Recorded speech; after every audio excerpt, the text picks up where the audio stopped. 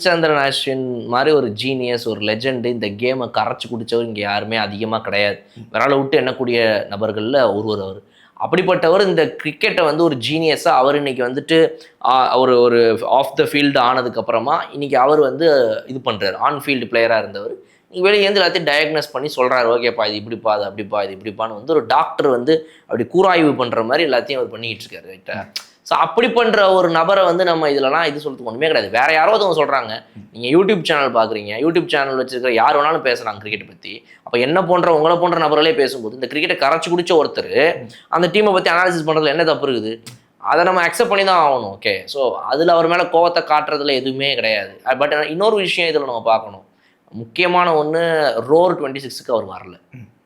அதுவே பெரிய கேள்வியாக இருந்துச்சு இல்லைன்னா, ஏன் அவர் வரல? ஏன்னா இப்போ பத்ரிநாத் வந்திருந்தாரு, நிறைய பேர் வந்து இருந்தாங்க, சீக்கா பையன் அவர் வந்து வந்திருந்தாப்புல. அப்போ இருக்கப்போ அஸ்வின் ஒரு முக்கியமான பிளேயர் தானே, ஓஜி, உண்மையான ஓஜி அவரும் தான். ஆமாம், இஸ் ஆல்சோ த ஓஜி. ஆனால் வரல ஏன் அப்படின்ற கேள்வி நமக்குள்ள இருக்குது.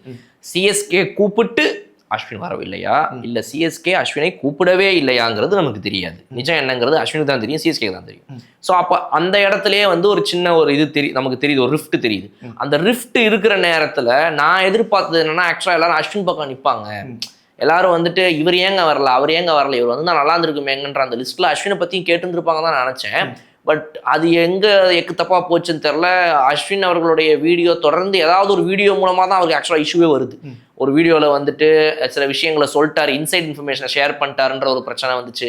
ஸோ ஐ டோன்ட் நோ அது எங்கே மிஸ்கால்குலேட் ஆகுது. அவங்க டீம் சைட்லேருந்து இதை பண்ணலாம், இதை பண்ண வேண்டாம், இந்த கண்டென்ட்டை எடுக்கலாம் எடுக்க வேணான்ற இடத்துல அந்த காலை தப்பாக எடுக்கிறாங்களா, ஒரு லெவரேஜ் எடுத்து சரி போய் பார்க்கலான்றதை எடுக்கும்போது அது மிஸ்ஃபயர் ஆயிடுதா, இல்லை வந்து மக்கள் அதை வந்துட்டு எப்படி ரிசீவ் பண்ணுற இடங்கள்ல பிரச்சனை புரியல எனக்கு. பட் சம்வேர் ஏதோ ஒரு ஒரு மிஸ்ஃபயர் ஆகிட்டே இருக்குது.